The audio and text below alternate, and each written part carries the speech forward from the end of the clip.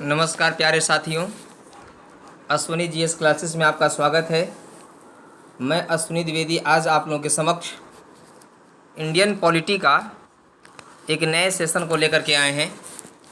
आज हम लोग इंडियन पॉलिटी के मॉक टेस्ट को करेंगे। आज मैं कुछ बहुत ही इम्पोर्टेंट क्वेश्चंस दिया हूं जो कई सारे एग्ज़ामों में क्वेश्चंस दिए गए हैं, चाहे वो बीए हो, बीएड हो, एलएलबी हो, टेट सीटेट हो, लोअर पीसीएस हो, एसएससी हो। इन सभी एग्ज़ामों में एक बार क्वेश्चन ज़रूर पूछे गए हैं कहीं ना कहीं। उसी क्वेश्चंस को आज मैं लेकर के आया हूँ आपके सामने। इसी क्वेश्चंस को आज हम लोग देखेंगे। मेरे प्यारे दोस्तों, वीडियो को अंत तक ज़रूर देखिएगा और वीडियो को लाइक, सब्सक्राइब, शेयर करना मत भूलिएगा। आइए हम लोग स्टार्ट करते हैं इस सेशन को।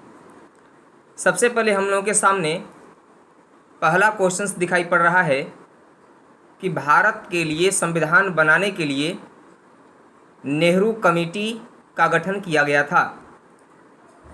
भारत के लिए संविधान बनाने के लिए नेहरू कमेटी का गठन किया गया था।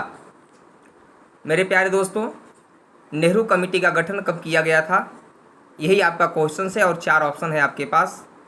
1928, 1927, 1929 और 1930। ये आपके पास को ऑप्शन है 4। इनमें से किसी एक ऑप्शन को आपको चूज करना है। आप जल्दी से इसके आंसर को दें। मेरे प्यारे दोस्तों, चलिए मैं ही इसका आंसर बता देता हूँ। अब इसका जो आंसर है, इसका आंसर है प्यारे दोस्तों 1928। इसका आंसर क्या है? 1928। फर्स्ट ऑप्शन इसका सही होगा।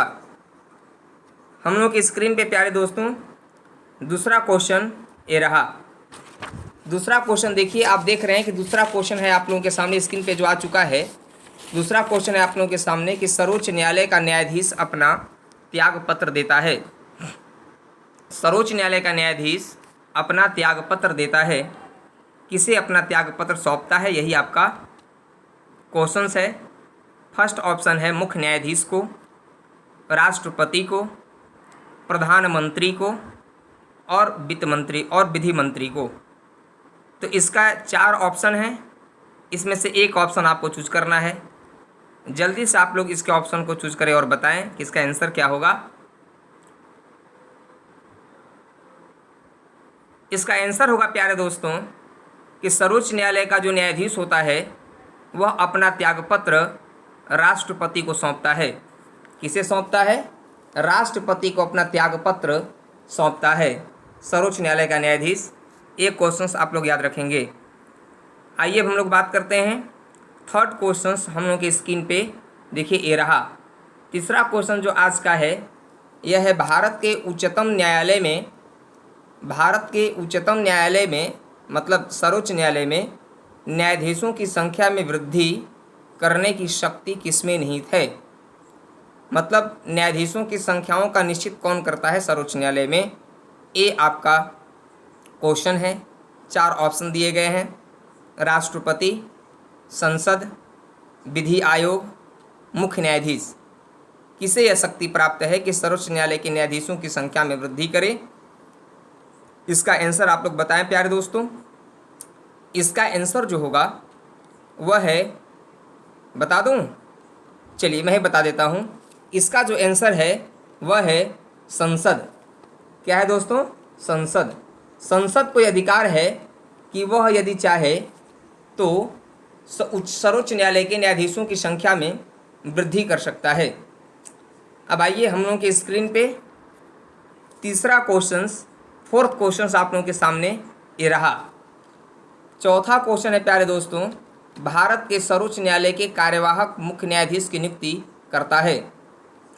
कार्यवाहक न्यायाधीश यहाँ पर दिया गया है कि कार्यवाहक मुख्य न्यायाधीश की नियुक्ति करता है सर्वोच्च न्यायालय में, तो कौन करता है? अब इसके बारे में हम लोग को देखना है। तो 4 ऑप्शन है हम लोगों के सामने। सर्वोच्च न्यायालय का मुख्य न्यायाधीश, प्रधानमंत्री, राष्ट्रपति और विधि मंत्री। तो मेरे प्यारे दोस्तों इसका आंसर आप लोग बताएं और दें। इसका आंसर होगा, बता दूं मैं ही? चलिए मैं ही बता देता हूं। आप लोग भी अपने सामने जो है अपना चेक करने के लिए कि आप कितने क्वेश्चंस को सही किए, एक पेज को रखेंगे और पेज में आप नंबरिंग कर देंगे। आज हम लोग का 20 क्वेश्चंस का यह सेशन चल रहा है राज्य व्यवस्था से संबंधित, और आप लोग उसके सामने अपने से टिक लगाते जाएंगे ईमानदारी से कि आप लोगों ने कितने क्वेश्चंस को सही किया और कितना क्वेश्चंस आपके गलत हुए। तो हम यहाँ पर जो भी ऑप्शन है इसका व्याख्या भी देते जाएंगे कि इसका आंसर ऐसा क्यों है। मेरे प्यारे दोस्तों, चौथा जो प्रश्न है आपका कि सर्वोच्च न्यायालय के भारत के सर्वोच्च न्यायालय के कार्यवाहक मुख्य न्यायाधीश की नियुक्ति करता है, कौन करता है? तो कार्यवाहक मुख्य न्यायाधीश को इंग्लिश में कहा जाता है प्यारे दोस्तों, है ना, acting chief justice. Acting chief justice of supreme court में, मतलब सर्वोच्च न्यायालय के कार्यवाहक मुख्य न्यायाधीश की नियुक्ति कौन करता है? तो नियुक्ति करता है प्यारे दोस्तों राष्ट्रपति करता है। कौन करता है? राष्ट्रपति करता है। ये देखिए आपका थर्ड ऑप्शन जो है सो सही हो जाएगा, राष्ट्रपति। कौन हो जाएगा? राष्ट्रपति।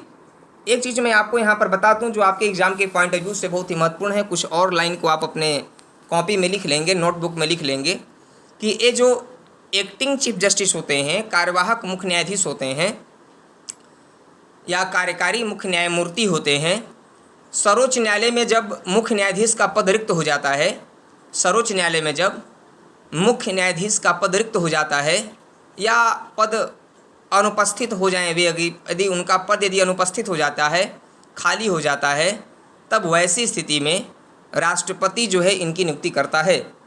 और राष्ट्रपति सर्वोच्च न्यायालय के अन्य न्यायाधीशों में से ही इनकी नियुक्ति करता है। तो राष्ट्रपति सर्वोच्च न्यायालय के अन्य न्यायाधीशों में से किसी को भी एक्टिंग चीफ जस्टिस अपॉइंटमेंट कर सकता है। कौन करेगा? राष्ट्रपति करेगा। ये देखिए आपके स्क्रीन पे ये रहा पांचवा क्वेश्चन, फिफ्थ क्वेश्चन है आपका कि भारतीय संविधान का संरक्षक कौन है? भारतीय संविधान का संरक्षक कौन है? यह क्वेश्चन भी एग्जाम के पॉइंट ऑफ व्यू से बहुत ही महत्वपूर्ण है। इसमें पहला ऑप्शन है राष्ट्रपति, दूसरा ऑप्शन है संसद, थर्ड ऑप्शन है मंत्रिपरिषद और पांचवा ऑप्शन है सर्वोच्च न्यायालय। इसका आंसर आप सब बताएं, इसका आंसर क्या होगा? और आप नोट जरूर करते चलेंगे अपने नोटबुक में कि आपने कितने क्वेश्चन को सॉल्व किया, कितना क्वेश्चन आपके सही बने, ये जरूर आप अपने कॉपी में लिखेंगे। तो भारतीय संविधान का संरक्षक कौन होता है प्यारे दोस्तों? आइए मैं इसका आंसर बताता हूँ। आप इसका क्वेश्चन का आंसर शायद समझ लिए होंगे, जिनको आता होगा वे बता भी दिए होंगे, और जिनको नहीं आता होगा वे इंतज़ार कर रहे होंगे कि सर इसका आंसर जल्दी से जल्दी बताएं कि इसका आंसर क्या होगा। तो इसका आंसर होगा प्यारे दोस्तों सर्वोच्च न्यायालय। क्या होगा? सर्वोच्च न्यायालय जो है वह भारतीय संविधान का संरक्षक कहा जाता है, गार्जियन कहा जाता है, अभिभावक कहा जाता है। समझ गए? आइए अब आपकी स्क्रीन पे ये रहा आज का छठा प्रश्न। छठा प्रश्न है आपका सरकारिया आयोग संबंधित है। बहुत ही महत्वपूर्ण क्वेश्चन है। कई बार एग्जामों में क्वेश्चन पूछा गया है कि सरकारिया आयोग संबंधित है, तो यह किससे संबंधित है आपका जो है सो सरकारिया आयोग, ये आपको क्वेश्चन है, इसी का आंसर देना है। पहला ऑप्शन है आपका इसमें करों के सुधार से। क्या है? करों के सुधार से। दूसरा ऑप्शन है केंद्र राज्य संबंध से। थर्ड ऑप्शन है संविधान संशोधन से संबंधित है, या फोर्थ ऑप्शन है इनमें से कोई नहीं, नॉन ऑफ दिस। बताइए इसका आंसर क्या होगा? इसका आंसर आप लोगों को समझ में आ रहा है? बहुत ही महत्वपूर्ण क्वेश्चन है। चलिए मैं ही इसका आंसर बता देता हूं प्यारे दोस्तों। सरकारिया आयोग संबंधित है किससे? बता दूं? चलिए बता देता हूं। सरकारिया आयोग जो संबंधित है आपका वह केंद्र राज्य संबंध से संबंधित है। किससे संबंधित है? केंद्र राज्य संबंध से संबंधित है सरकारिया आयोग। अब आइए अब हम लोग कुछ सरकारिया आयोग के बारे में एक दो पॉइंट और महत्वपूर्ण चीज़ों को देखते हैं जो एग्जाम के पॉइंट ऑफ व्यू से वो भी महत्वपूर्ण है।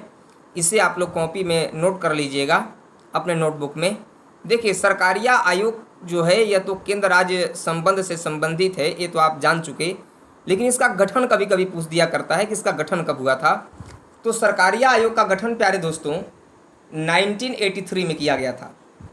कब किया गया था? 1983 में 1983 ईस्वी में सरकारिया आयोग का गठन किया गया था और यह एक 3 सदस्यीय आयोग था। 3 सदस्यीय यह एक आयोग था, 3 मेंबर्स इसमें थे। और जो अध्यक्ष थे ना, अध्यक्ष जो थे वे सुप्रीम कोर्ट के सेवानिवृत्त न्यायाधीश थे। कौन थे? सुप्रीम कोर्ट के सेवानिवृत्त न्यायाधीश थे, न्यायमूर्ति थे, जिनका नाम था श्री राजेंद्र सिंह सरकारिया। श्री राजेंद्र सिंह सरकारिया जो थे, इस सरकारिया आयोग के अध्यक्ष थे वे। समझ गए? तो इतने पॉइंट को आप लोग जरूर लिख लीजिएगा। आज के अगला क्वेश्चन, 7वां क्वेश्चन आपके स्क्रीन पे ये रहा। देखिए क्या कह रहा है 7वां क्वेश्चन। 7वां क्वेश्चन कह रहा है कि राज्यसभा का कार्यकाल होता है।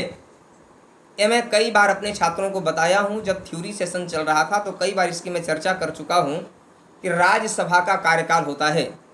जब भी मैं क्वेश्चन पूछता था बच्चों से ऑफलाइन क्लासेस में, तो वहाँ पर बच्चे अक्सर एक क्वेश्चन का आंसर बताते हैं कि 6 वर्ष। चलिए यहाँ पर ऑप्शन भी है 6 वर्ष। अब इसी में से चूज करना है कि कौन सा ऑप्शन होगा। पहला ऑप्शन है कि फिर से मैं प्रश्न को दोहरा रहा हूँ, राज्यसभा का कार्यकाल होता है 5 वर्ष, 6 वर्ष, 2 वर्ष, नॉन ऑफ दिस, इनमें से कोई नहीं। कौन सा ऑप्शन होगा प्यारे दोस्तों? आंसर आप लोगों ने दे दिया। चलिए, बहुत लोग आंसर इसमें सही दे दिए होंगे और बहुत लोग इसमें कन्फ्यूजन में होंगे। आइए मैं उनके कन्फ्यूजन को दूर कर देता हूं, जो लोग इस क्वेश्चन को लेकर के कन्फ्यूजन में होंगे। राज्यसभा का कार्यकाल जो होता है प्यारे दोस्तों, वह कुछ भी नहीं होता। इसलिए यहाँ पर जो ऑप्शन में हम टिक मारेंगे वो 4th ऑप्शन होगा आपका, नॉन ऑफ दिस, इनमें से कोई नहीं। क्योंकि राज्यसभा एक अस्थाई सदन है, परमानेंट हाउस है। राज्यसभा के ही समतुल्य राज्य में यदि आप जाएंगे तो विधान परिषद वहाँ पर आपको मिलेगा, और विधान परिषद भी, उसका भी कोई कार्यकाल नहीं होता, वह भी एक अस्थाई सदन है। हाँ, यह जरूर है कि राज्यसभा के सदस्यों का कार्यकाल और विधान परिषद के सदस्यों का कार्यकाल 6 वर्षों का होता है, लेकिन राज्यसभा और विधान परिषद का कोई कार्यकाल नहीं होता। ये भी आपको याद रखना चाहिए कि राज्यसभा के 1/3 सदस्य, 1/3 मेंबर्स एवरी सेकेंड ईयर्स, प्रत्येक दूसरे वर्ष अपने 6 वर्ष का कार्यकाल पूरा कर लेते हैं और उसके स्थान पर नए सदस्यों का चुनाव होता रहता है। चलिए, ये आप समझ गए। आपके स्क्रीन पे ये रहा आज का 8वां प्रश्न। लोकसभा के प्रथम अध्यक्ष थे। लोकसभा के प्रथम अध्यक्ष थे। लोकसभा के प्रथम स्पीकर कौन थे? फर्स्ट स्पीकर कौन थे? फर्स्ट ऑप्शन है जीवी मावलंकर, सेकंड ऑप्शन है बीबी गिरी, थर्ड ऑप्शन है बीडी जत्ती और 4th ऑप्शन है हुकुम सिंह। चलिए, इसका आंसर आप सब बताएं। बहुत लोग इसका आंसर जान भी रहे होंगे और कुछ लोग कन्फ्यूजन में भी होंगे। जो कन्फ्यूजन में होंगे वे इंतज़ार तो ज़रूर ही कर रहे होंगे कि सर इसका आंसर जल्दी से बताइए कि इसका आंसर क्या है, क्योंकि एग्ज़ाम में उनको यह क्वेश्चन कई बार देखने को मिला होगा। जब ये प्रैक्टिस सेट देख रहे होंगे, प्रीवियस ईयर के पेपर को सॉल्व कर रहे होंगे, वहाँ पर कई बार यह क्वेश्चन एग्जाम में आया होगा। तो आइए मैं इसका आंसर बता देता हूँ आपको कि लोकसभा के प्रथम अध्यक्ष जो थे जीवी मावलंकर थे। प्यारे बच्चों, कौन था? जीवी मावलंकर जी थे। समझ गए? आइए अब हम लोग अगले प्रश्न की ओर बढ़ते हैं इस सेशन में। आज का हम लोगों का जो अगला सेशन है प्यारे दोस्तों, तो अगला सेशन आप देख रहे हैं यहाँ पर। अगला इस सेशन में अगला प्रश्न जो है हम लोगों के सामने आ गया स्क्रीन पे। राष्ट्रपति द्वारा राज्यसभा में कितने व्यक्ति मनोनीत किए जाते हैं? राष्ट्रपति द्वारा राज्यसभा में कितने व्यक्ति मनोनीत किए जाते हैं? ये आज हम लोगों का एक महत्वपूर्ण प्रश्न है। इसका आंसर तो मैक्सिमम लोग जान ही रहे होंगे, इसलिए देरी न करते हुए इसके आंसर को मैं तुरंत ही बता देना चाहता हूं प्यारे दोस्तों। इसका भी आंसर होगा आपका 4th होगा। 12 सदस्यों को राष्ट्रपति राज्यसभा में मनोनीत करता है। लेकिन ये जो 12 सदस्य होते हैं ना, ये ऐसे होते हैं जो साहित्य, संगीत, कला, समाज सेवा, विज्ञान आदि के क्षेत्र में उत्कृष्ट कार्य किए रहते हैं। ऐसे 12 सदस्यों को राष्ट्रपति राज्यसभा में मनोनीत करता है। आइए अगले क्वेश्चन की तरफ हम लोग रुख करते हैं। आज का अगला प्रश्न है हम लोगों का 10वां प्रश्न है, निम्नलिखित में से किस राज्य से राज्यसभा के लिए निर्वाचित सदस्यों की संख्या सबसे कम है। राज्यसभा क्वेश्चन है कि निम्नलिखित में से किस राज्य से राज्यसभा के लिए निर्वाचित सदस्यों की संख्या सबसे कम है प्यारे दोस्तों। तो ये 10वां क्वेश्चन जो है आपका, इसका आंसर आपको बताना है छत्तीसगढ़, झारखंड, हिमाचल प्रदेश, जम्मू कश्मीर। ये आपके सामने 4 ऑप्शन है, इसका आंसर बताना है। तो आइए बता दूं इसका आंसर ना। चलिए इसका आंसर मैं ही बता देता हूं। इसका आंसर जो है प्यारे दोस्तों कि किस राज्य से राज्यसभा के लिए निर्वाचित सदस्यों की संख्या सबसे कम है, तो सबसे कम जो है वह है हिमाचल प्रदेश में है प्यारे बच्चों। कहाँ पे है? हिमाचल प्रदेश में राज्यसभा से निर्वाचित सदस्यों की संख्या सबसे कम है। आइए अब हम लोग बात करते हैं नए उससे कि नया जो हम लोगों का क्वेश्चंस आएगा स्क्रीन पे। ये देखिए आज का नया क्वेश्चन आपके सामने आ गया कि 11वां क्वेश्चन नंबर है, भारतीय संविधान का 73वां संविधान संशोधन कानून किससे संबंधित है। यह सी टेट या सुपर टेट के एग्जाम में या टेट के एग्जाम में बहुत ही लोकप्रिय प्रश्न है। कई बार क्वेश्चंस एग्जाम में आ चुके हैं, यहाँ तक कि बीए बीएड में भी यह क्वेश्चन आ चुका है, रेलवे के एग्जाम में भी यह क्वेश्चन पूछा गया है, या फिर लोअर पीसीएस में भी यह क्वेश्चन पूछा गया है। लोअर पीसीएस में थोड़ा सा और घुमा करके क्वेश्चन पूछता है, लेकिन मैं जटिल करके क्वेश्चन पूछता है। मैं वैसे क्वेश्चंस को भी लेकर के आऊँगा अगले सेशन में, इसलिए आज जो हम लोगों का क्वेश्चन सेशन चल रहा है थोड़ा सा कुछ मैं अपने समझ से सिंपल ही लेकर के आया हूँ, लेकिन इस क्वेश्चन को भी सॉल्व करने में कुछ लोगों को समस्या हो रही होगी, तो वे लोग भी थोड़ा सा अपना अवलोकन करते चलें और अच्छे तरीके से वीडियो को देखते चलें और उसे लाइक सब्सक्राइब शेयर जरूर करते चलें प्यारे बच्चों। तो आइए हम इसका आंसर देते हैं कि 73वां संविधान संशोधन जो है 73rd कॉन्स्टिट्यूशनल अमेंडमेंट जो है वह किससे रिलेटेड है। तो किससे रिलेटेड है प्यारे दोस्तों? यह रिलेटेड है आपका पंचायती राज व्यवस्था से संबंधित है। किससे संबंधित है? पंचायती राज व्यवस्था से संबंधित है। हाँ, पंचायती राज। अब एक क्वेश्चन ये भी पूछता है कि 73वां संशोधन कब हुआ था, तो 1992 में हुआ था। और एक क्वेश्चन यहीं पर और मैं बता दूं अपने प्यारे बच्चों को कि यह क्वेश्चन भी एग्जाम में आता है प्यारे दोस्तों, और वह क्वेश्चन है कि 74वां संविधान संशोधन किससे संबंधित है। 74th कॉन्स्टिट्यूशनल अमेंडमेंट एक्ट किससे रिलेटेड है, तो वह नगर पालिकाओं से संबंधित है, शहरी शासन से संबंधित है। जबकि आपका यह जो है 73rd अमेंडमेंट जो था यह पंचायती राज से संबंधित है, ग्रामीण क्षेत्र के जो स्थानीय सरकारें हैं उनसे संबंधित है प्यारे दोस्तों। ठीक ना। एक क्वेश्चन सीटेट में आया था, इसकी व्याख्या करते हुए थोड़ा सा और चर्चा कर दें। भाग 9 73वां संशोधन के द्वारा जोड़ा गया। 11वीं अनुसूची 11th शेड्यूल जो था आपके इंडियन कॉन्स्टिट्यूशन का, वह भी 73rd कॉन्स्टिट्यूशन अमेंडमेंट के द्वारा जोड़ा गया। और 74th कॉन्स्टिट्यूशनल अमेंडमेंट के द्वारा भाग 9 को जोड़ा गया था, पार्ट 9A जोड़ा गया था प्यारे दोस्तों, और उसमें 12वीं अनुसूची जोड़ी गई थी संविधान में। क्या जोड़ी गई थी? 12वीं अनुसूची जोड़ी गई थी। कब? किस संशोधन के द्वारा? तो 74वां संशोधन के द्वारा जोड़ा गया था संविधान में। समझ गए? तो एक क्वेश्चन और महत्वपूर्ण है इन दोनों संशोधन से संबंधित। देखिए मैं यहाँ पर व्याख्या करते हुए मैं सारा क्वेश्चंस बता दिया। ये 2 संशोधन को मैं बहुत डिटेल से बता दिया। इस दोनों संशोधन से एक भी क्वेश्चंस आपके बाहर आने वाले नहीं हैं, क्योंकि एक पॉइंट बचा हुआ है, उस पॉइंट को भी आप अपने कॉपी में लिखेंगे कि जो आपका 11वीं अनुसूची है, 11th शेड्यूल है, 73वां संशोधन के द्वारा जोड़ा गया संविधान में, है ना, उसमें कितने विषय हैं। तो उतने में उसमें कुल 29 विषय हैं प्यारे दोस्तों। कितने विषय हैं? 11वीं अनुसूची में 29 विषय हैं टोटल। जबकि 12वीं अनुसूची की अगर बात किया जाए उसमें कुल 18 विषय हैं जिस पर नगर पालिकाएँ कानून बनाती हैं। ठीक, आप इसे लिख लिए होंगे। आइए अब हम लोग आज के नए क्वेश्चंस की ओर चलते हैं। तो 12वां क्वेश्चन है, संविधान में मूल कर्तव्यों को किस आयोग के सिफारिश पर जोड़ा गया था। क्योंकि आपको पता ही होगा कि मूल कर्तव्य तो पहले संविधान में थे नहीं, मूल कर्तव्यों को तो बाद में जोड़ा गया, फंडामेंटल ड्यूटीज़ को बाद में जोड़ा गया। इसका डिस्क्राइब इंडियन कॉन्स्टिट्यूशन का पार्ट 4A और आर्टिकल 51A में किया गया है। लेकिन जोड़ा कब गया, किस समिति के, किस आयोग की सिफारिश पर जोड़ा गया प्यारे दोस्तों? पहला ऑप्शन है केलकर समिति, दूसरा ऑप्शन है स्वर्ण सिंह समिति, थर्ड ऑप्शन है तेंदुलकर समिति, और फोर्थ क्या है आपका जो है सो, फोर्थ आपका जो है सो ठक्कर कमेटी है यहाँ पर।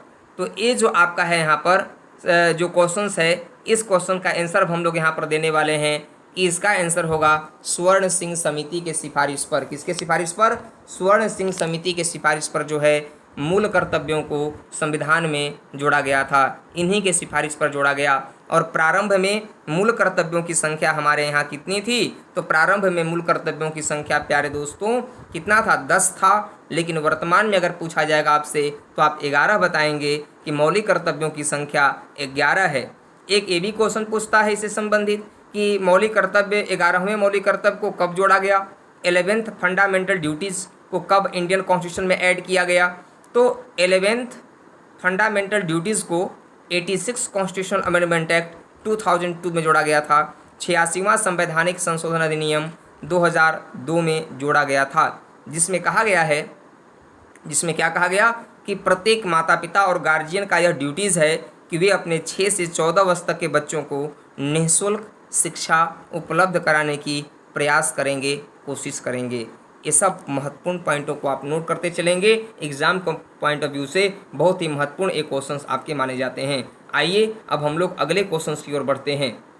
अगला क्वेश्चन है प्यारे दोस्तों आपकी स्क्रीन पे ये रहा, संविधान की प्रस्तावना की भाषा किस देश से ली गई है? यह सोर्स ऑफ इंडियन कॉन्स्टिट्यूशन से क्वेश्चन है कि संविधान की प्रस्तावना की भाषा, लैंग्वेज ऑफ प्रियम्बल किस कंट्री से लिया गया है ना, टेकन किया गया है। ऑप्शन है यूएसए, सेकंड रूस, थर्ड यूके और फोर्थ है ऑस्ट्रेलिया। ये आपके पास 4 ऑप्शन हैं। बहुत लोग इसके आंसर को जान भी रहे होंगे, कुछ लोग इसके आंसर को नहीं भी जान रहे होंगे।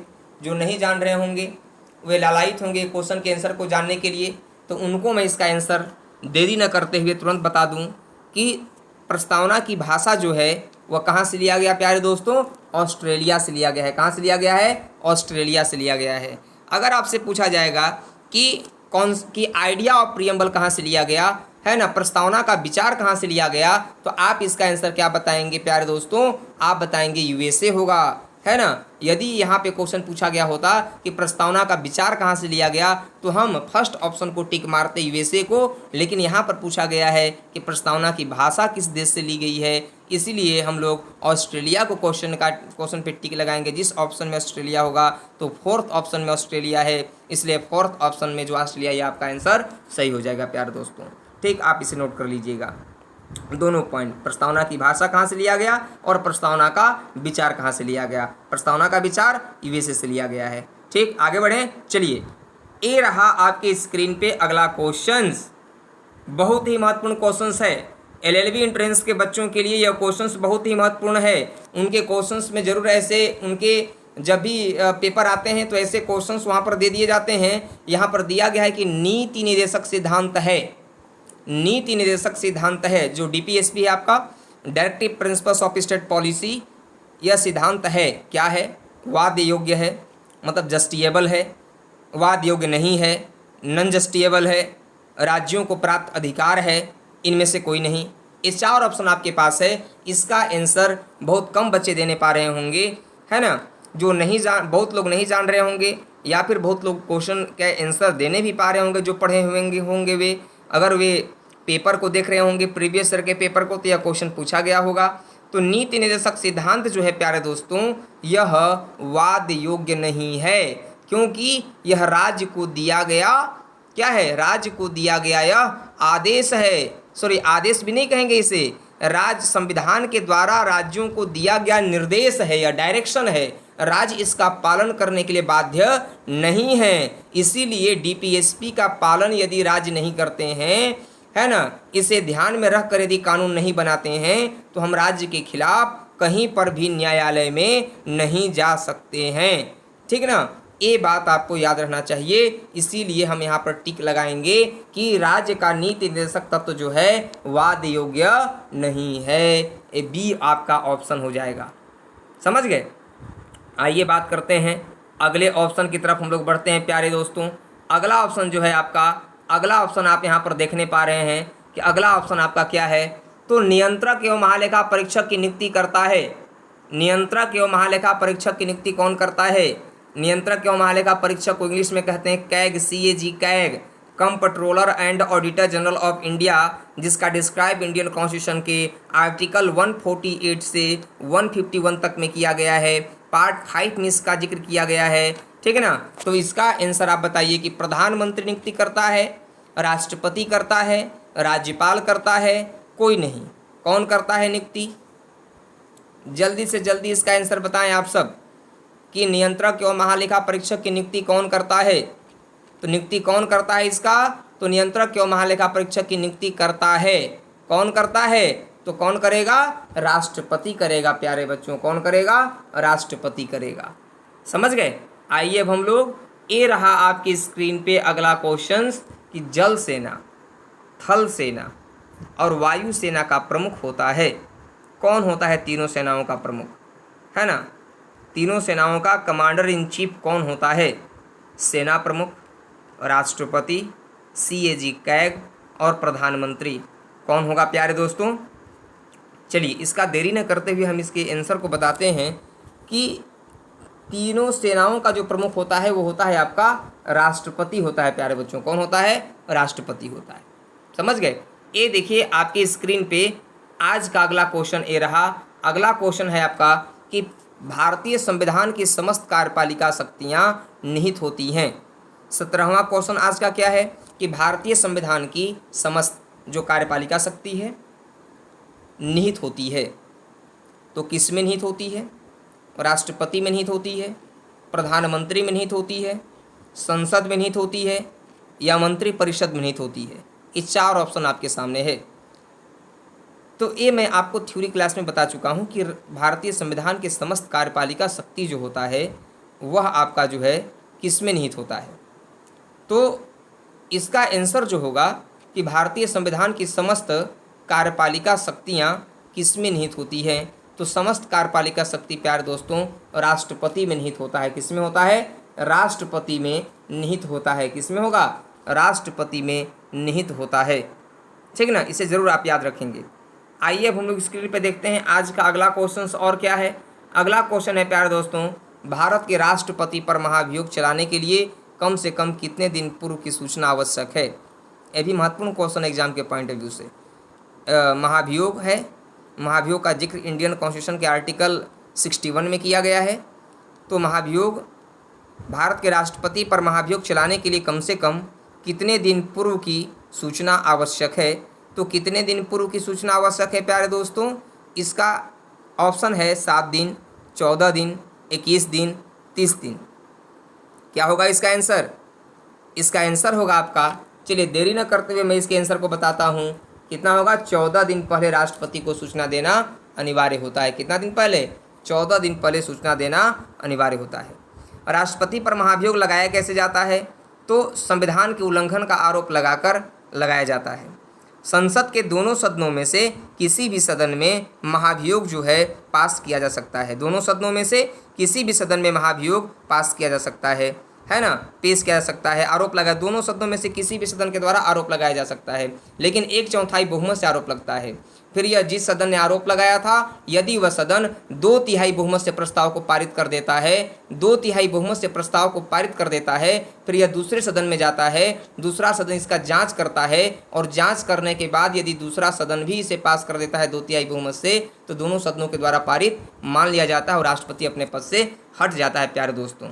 ठीक ना, चलिए ये तो आप क्वेश्चन हो गया। आइए हम लोग 19वां क्वेश्चन देखते हैं कि भारत के एकमात्र राष्ट्रपति कौन थे जिन्होंने पॉकेट बिटो का प्रयोग किया था, इस्तेमाल किया था। बहुत ही महत्वपूर्ण क्वेश्चन है। चौधरी चरण सिंह, ज्ञानी जैल सिंह, नीलम संजीव रेड्डी और बीबी गिरी कौन थे? तो देरी न करते हुए इसके क्वेश्चन के ऑप्शन को हम बताते हैं। आप लोगों को यदि पता होगा तो आप टिक कब तक लगा लिए होंगे तुरंत देखने के बाद ही। अगर जो लोग देरी कर रहे होंगे इसका मतलब कि वे कन्फ्यूजन में होंगे, तो उनके कन्फ्यूजन को मैं तुरंत दूर कर दूं कि ज्ञानी जैल सिंह जो थे वे एकमात्र राष्ट्रपति थे जिन्होंने पॉकेट बिटो का प्रयोग किया था। ठीक ना, पॉकेट बिटो का 3 प्रकार की बिटो शक्ति का प्रयोग करता है राष्ट्रपति हमारे यहाँ। हाँ, 1986 में ये पॉकेट बिटो का प्रयोग किए थे। ये प्रथम सिख राष्ट्रपति थे, सबसे कम पढ़े लिखे राष्ट्रपति भी यही थे। और प्रथम सिख राष्ट्रपति थे ये। आइए प्यारे दोस्तों, आज का लास्ट क्वेश्चन हम लोग देखते हैं। सर्वोच्च न्यायालय एक अभिलेखीय न्यायालय है। सर्वोच्च न्यायालय एक अभिलेखीय न्यायालय है, मतलब कोर्ट ऑफ रिकॉर्ड है। कोर्ट ऑफ रिकॉर्ड का मतलब होता है कि अभिलेखीय न्यायालय का मतलब कि इसमें पहले ऑप्शन को देखते हैं। अनुच्छेद 215 के तहत अभिलेखीय न्यायालय है, अनुच्छेद 226 के तहत अभिलेखीय न्यायालय है, अनुच्छेद 129 के तहत अभिलेखीय न्यायालय है, 123 के तहत अभिलेखीय न्यायालय है। किस अनुच्छेद के तहत सर्वोच्च न्यायालय एक अभिलेखीय न्यायालय है प्यारे दोस्तों? इसका आंसर क्या होगा? एलएलबी एंट्रेंस के लिए बहुत ही महत्वपूर्ण क्वेश्चन है, अभी अदर एग्जाम के लिए भी महत्वपूर्ण है। आर्टिकल बहुत ही महत्वपूर्ण है यह। इसके आंसर को आप जल्दी से जल्दी दें कि क्या इसका आंसर होगा। तो चलिए इसका आंसर मैं अब बता देता हूँ। इसका आंसर है प्यारे दोस्तों अनुच्छेद 129 के तहत। अनुच्छेद 129 के तहत कहा गया है कि सर्वोच्च न्यायालय एक अभिलेखीय न्यायालय है। अभिलेख न्यायालय का मतलब होता है कि सर्वोच्च न्यायालय के द्वारा सुनाए गए जितने भी मामले होते हैं उसको रिकॉर्ड करके रख लिया जाता है और रिकॉर्ड करके अधीनस्थ न्यायालयों में, सर्वोच्च न्यायालय के अधीनस्थ न्यायालयों में एविडेंस के रूप में, साक्ष्य के रूप में उसे प्रस्तुत किया जाता है प्यारे दोस्तों। किस रूप में? साक्ष्य के रूप में प्रस्तुत किया जाता है। ठीक ना। हमारे यहाँ एक बात और आप याद रखिएगा कि हाई कोर्ट भी अभिलेखीय न्यायालय है, लेकिन हाई कोर्ट अभिलेखीय न्यायालय किस अनुच्छेद के तहत है? हाई कोर्ट जो है अनुच्छेद 215 के तहत एक अभिलेखीय न्यायालय है और सर्वोच्च न्यायालय 129 के तहत और हाई कोर्ट अनुच्छेद 215 के तहत अभिलेखीय न्यायालय होते हैं, कोर्ट ऑफ रिकॉर्ड होते हैं। प्यारे दोस्तों, ये आज महत्वपूर्ण सेशन को आपने देखा जो आपके एग्जाम को पॉइंट ऑफ व्यू से बहुत ही महत्वपूर्ण क्वेश्चन थे। इसे आप लोग ज़रूर याद कर लीजिएगा। इतने क्वेश्चन 20 क्वेश्चन कम से कम आपको तो याद ही अब हो गए होंगे, और याद नहीं भी हुए होंगे तो ज़रूर याद कर लीजिएगा। कुछ व्याख्या मैंने बताया है, व्याख्या को भी आप इसमें देख लेंगे प्यारे दोस्तों। तो चलिए हम इस सेशन को यहीं पे समाप्त करते हैं। अगले सेशन में हम लोग इससे कुछ और महत्वपूर्ण क्वेश्चनों के साथ हाजिर होंगे। ठीक है ना। वीडियो को लाइक, सब्सक्राइब, शेयर करना मत भूलिएगा प्यारे दोस्तों, और वीडियो को अंत तक देखिएगा ज़रूर, और कमेंट बॉक्स में कमेंट जरूर लिखिएगा कि यह सेशन, यह मॉक टेस्ट जो पॉलिटी का था, है ना, राज्य व्यवस्था का था, यह कैसा लगा आपको, है ना, आपने स्कोर कितना किया, उसे भी आप कमेंट बॉक्स में ज़रूर आप कमेंट करेंगे। तो मैं सेशन को यहीं पे समाप्त करता हूँ। नमस्कार प्यारे साथियों।